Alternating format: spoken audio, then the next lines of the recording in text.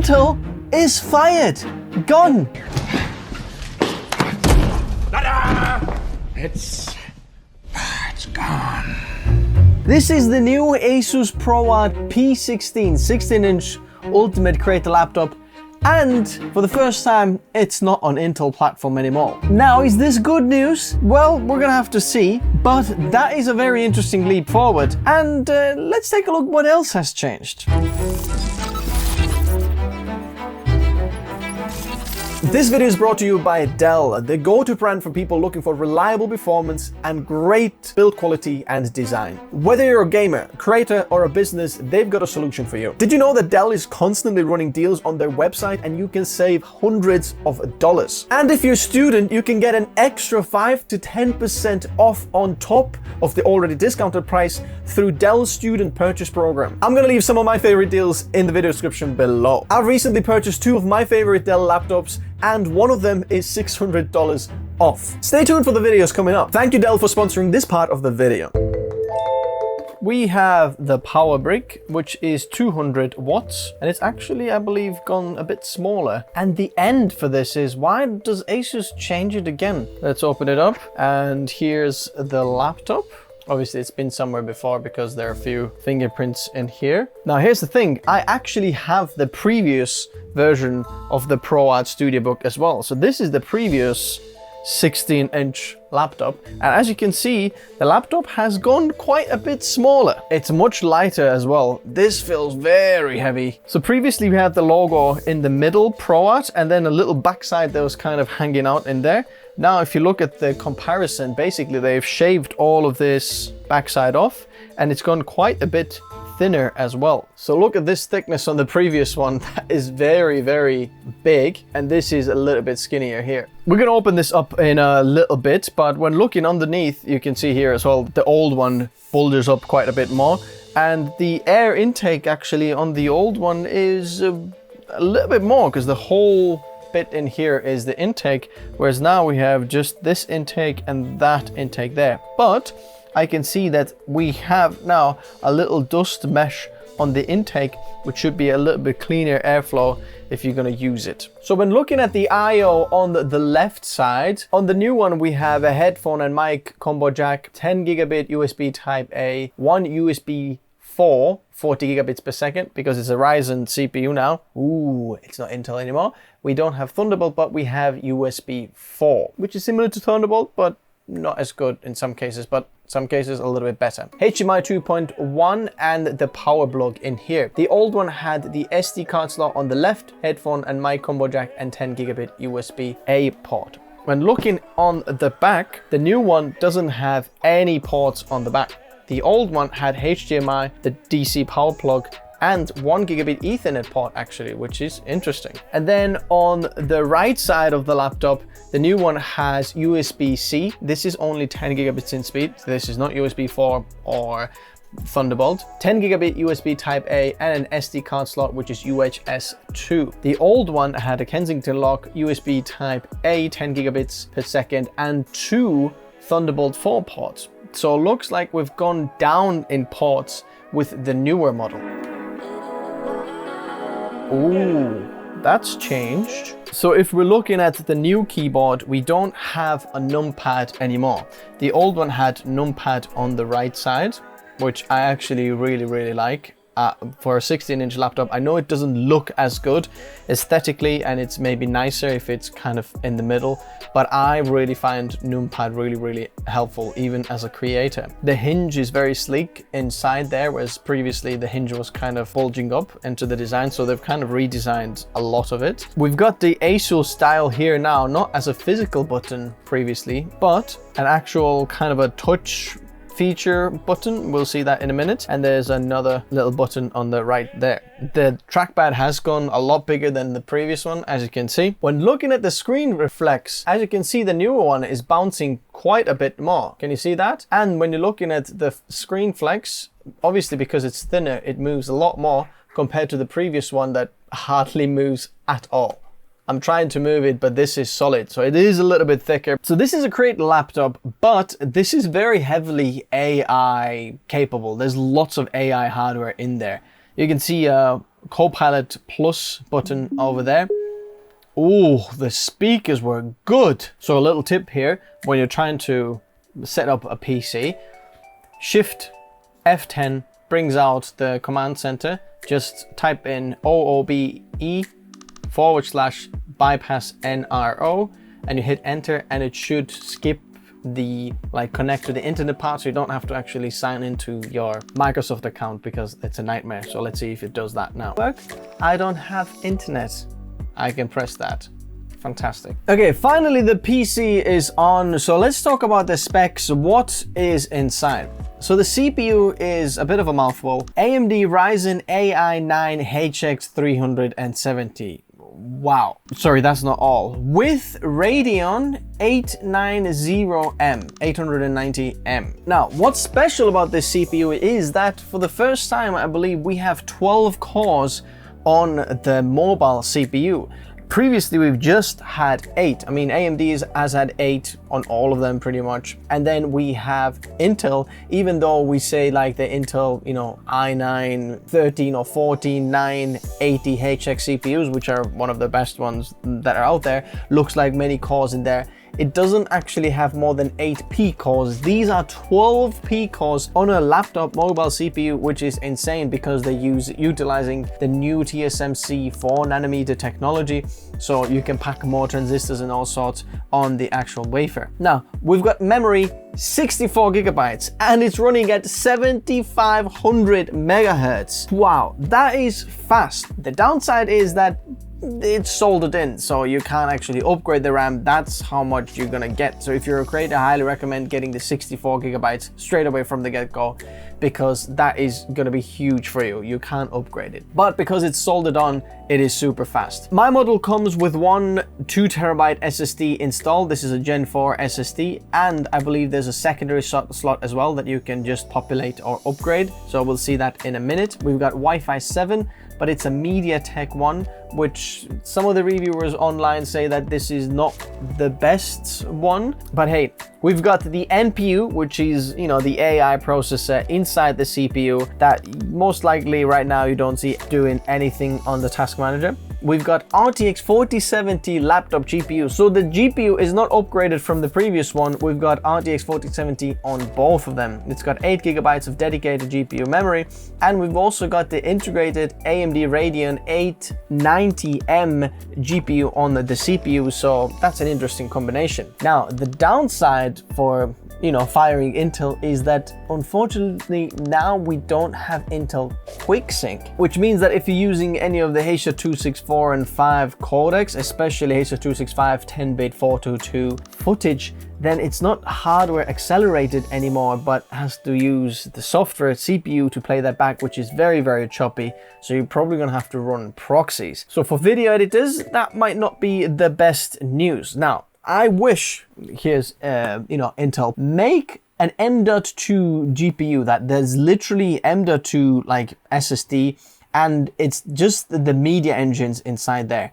Don't give us lots of GPU power. We don't need that.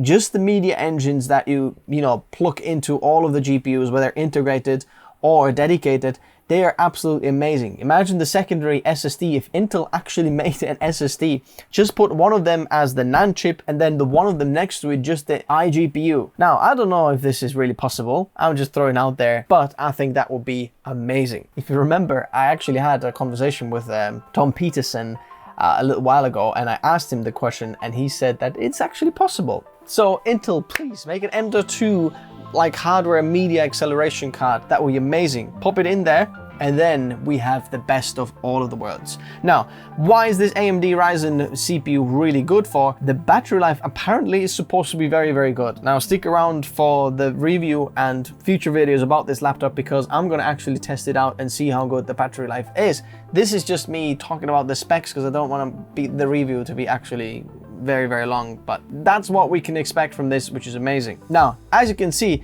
if I was running 16 or 32 gigabytes of RAM, look at that, we're already using 16 gigabytes. And what do I have open? Chrome, Cinebench R24, hardware info, that's it, nothing much. Okay, task manager crashed.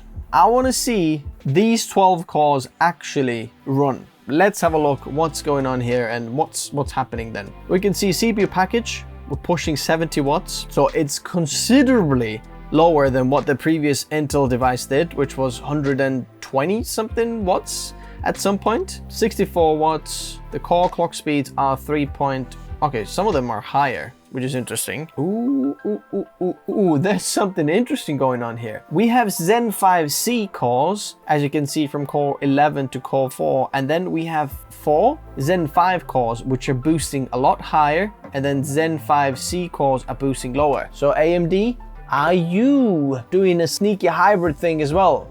Are these not all performance cores? What we're doing here, it's 26.2 degrees in this room right now, and we are running 85.2 C. But where is our thermal throttling? No. Can you see that? It's a no. That's a good no. That's very good no. Because the previous Intel devices, all of them throttled, and a lot. So 84C, they're not running 100C anymore. Now, I don't know if they're actually measuring the temperature in the same place, but that's pretty amazing. And it's not even peaking. As you can see, it's peaked at 86, but now keeps it at about 2C lower, which means that it left it a little bit and then kicked the fans in, and when the fans kicked in, the temperature came down. Whereas we're still pushing 65 watts through. Interesting though, at first it was still pushing 70 watts and now it pulled it down. I am on the best performance Windows mode actually. So right now the initial results show 1100 points, and this is on battery power and then full on, you know, power, what we're gonna get through there. And if I'm actually looking at, you know, the previous generation benchmarks, then it doesn't look so good for now. The previous generation looks quite a bit faster. Stick around to the video.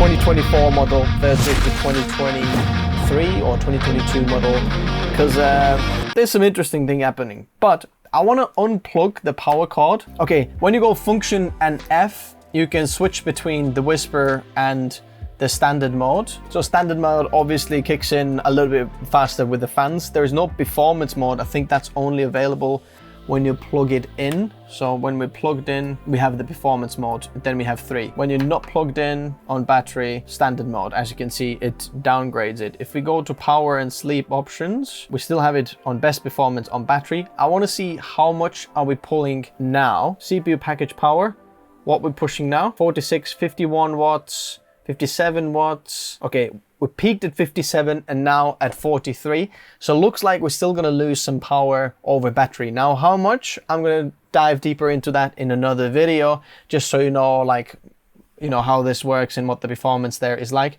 But looks like we're still losing a little bit power over battery. Let's talk about the display, because they have upgraded and a little bit downgraded it at the same time. Now, this is an OLED panel. This is 16:10 aspect ratio. It is a 4K panel.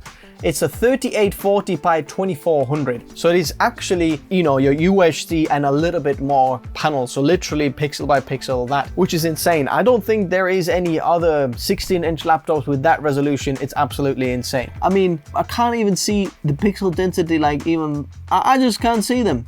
It's very, very, very sharp screen. Now it's got a peak HDR brightness of 500 nits, but 400 nits usual brightness on SDR. The good thing is this is actual 10-bit panel now, and you can use it with a standard dynamic range For creative control. and on battery. Previously, that wasn't available. Previously, when you look at the bit depth, it was 8-bit, but now on battery, it's a 10-bit panel. It's 100% PCIe P3 color gamut, which is a very wide color range, Pantone validated, all sorts of verification, Visa, everything that you want. This screen is very color accurate. So for creators, just popping this up, seeing your footage in there, it is going to be amazing. The downside is it is 60 Hertz. The previous year model here, you can put it to 120 Hertz. Not possible this year. Yes, the resolution has gone up, but when you have it 120 Hertz, it will feel a lot smoother and a lot snappier when working with footage and so on. So I would have loved to see that, even as an option or a dynamic refresh rate, something that we see on MacBook Pros, for example, that when you need it to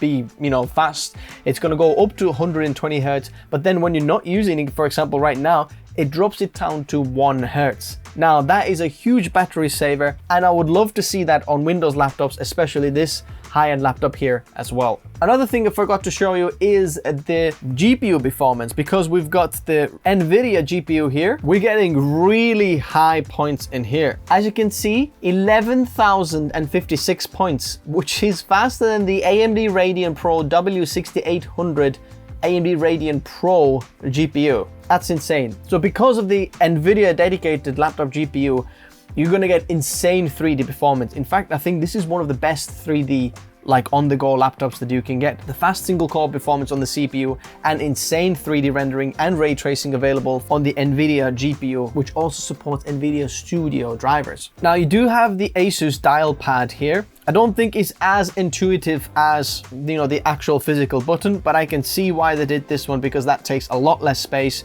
on the device. Oh, the speakers! There's so much bass, there's clarity, there's loudness. Probably one of the best laptop speakers I have heard. Okay, let's talk about the trackpad. Now, the trackpad, previous trackpad was a haptic trackpad, which meant that you have a very much like a MacBook kind of a feel. This is larger, but this is on a hinge trackpad. So it means there's no clicks on the top there, but soft clicks on the bottom in there. It's very nice soft, which I'm liking, so it's not a loud click, click, click. It's like kind of a dampened soft click, which is nice. But I'll let you know my experience in a little while. Now, the keyboard I actually like more than the previous version, because the previous version had very kind of a flimsy keys. Like it's very hollow, very shallow, not shallow, but more like a very light touch on these. They've got a bit more weight to them. It's very soft touch, a very quiet typing experience, and I think this could be one of the nicest experiences on a keyboard. Obviously, it's got lots of AI features in there, some of ASUS's own AI. We've got the Copilot Plus, some of the ASUS software uses the AI that some of these chips have inside, as well as some of the ProArt and built-in AI software as well. We've got the Muse tree where you can create your own images through AI. Story Cube that helps you find some of the footage, for example, on your device. You've got lots of footage and perhaps you're looking for that one shot on a skateboard that you did under the stars, whatever. It can actually look through footage and tell you where this is if you don't know where it was or where you left it, which is really, really nice. I'm very curious to actually using it as a portable workstation because it is a lot more portable now. It's lighter, it is more portable, so we're gonna be checking this one out. I'd love to know from you what is important to you in a review of this device, because we'll be doing like a month later where we'll actually give you some of our experience, but I'd love to know what is important to you. So leave that in the comment section below. I'd love to start a conversation down there. So let's open this P16 up as well. Now, the border control actually took my iFixit kit away when we went to IFA. So I bought a new one. This is some fake one, but it comes with a lot more bits. So I'll try to leave that in the description below if you want to check that one out as well. There's secret screws under here, and I almost wrecked everything. Okay, underneath there's 2 more screws, guys. Okay, I accidentally little bit broke this laptop because there were secret screws underneath there. So these are slightly loose now. I guess I could super glue that actually. Nothing that a bit of super glue can't fix. All right. Alrighty, so what can we see over here? We've got our massive 90 watt hour battery. Could be a little bit big, but this is almost as big as it gets really. Then it says here, do not disassemble this battery, but they're using quite a lot of the same batteries in all of the different laptops. There is now actually 3 fans. As you can see, there is one in here. Interestingly, this one is not attached to any heatsink.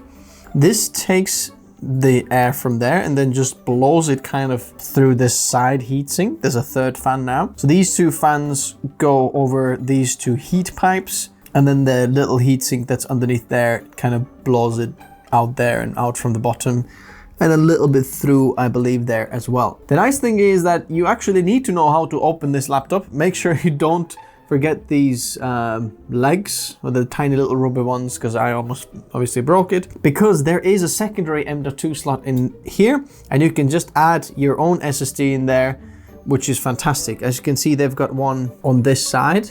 They've got nicely heatsink heat pad all over it, Micron, so I'm not exactly sure. There's a little heat pad all over it, so I can't actually take it off, and the thermal pad underneath as well.